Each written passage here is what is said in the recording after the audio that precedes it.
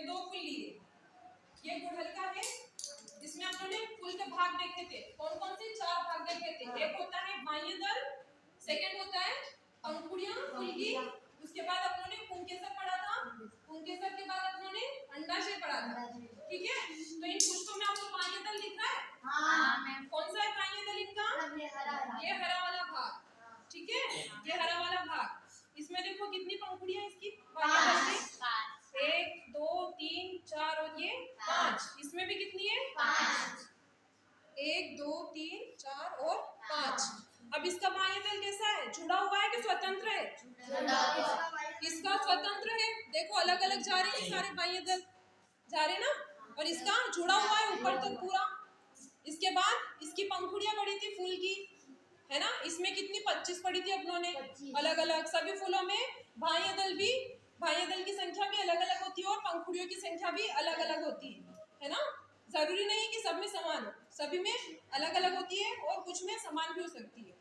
उसके बाद क्या पढ़ा था अपने? पुंकेसर।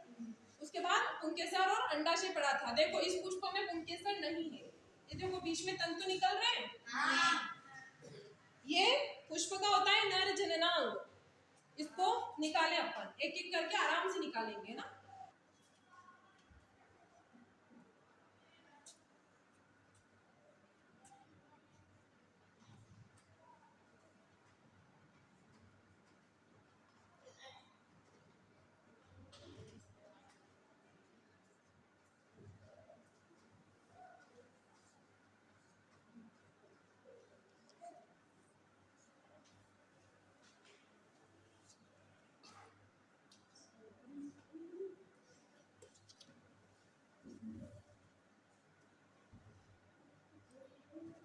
देखो ये इस वाले पुष्प में क्या है? पुंकेसर और अंडाशय दोनों है, लेकिन इस वाले पुष्प में सिर्फ अंडाशय है, पुंकेसर नहीं है।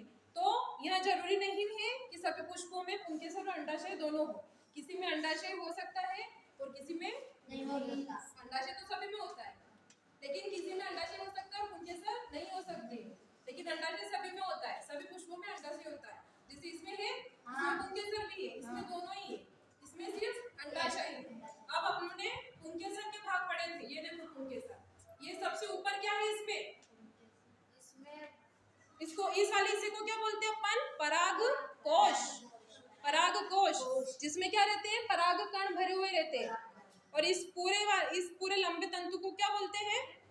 लंबे वाले भाग को तंतु, है ना, तंतु, जिसके ऊपर परागकोश रहता है। परागकोश में पराग कण भरे हुए रहते हैं, बिल्कुल बारीक बारीक पाउडर होता है। इनको अपन हाथ पे निकाल के देखेंगे ना, बिल्कुल बारीक बारीक पाउडर रहता है, दिखता नहीं है ऐसे आंखों से, बहुत बारीक पाउडर रहता है ना। उसके बाद आता आपका नीचे अंडाशय। ये देखो इसमें दिख रहा है अंडाशय। अंडाशय के 3 भाग पढ़े थे अपनों ने। सबसे ऊपर वाला क्या है? वर्तिकाग्र। उसके नीचे फिर उससे नीचे अंडाशय।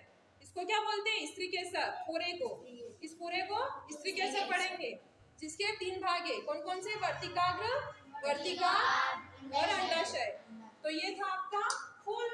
हो गया कंप्लीट? समझ में आ गया फूल?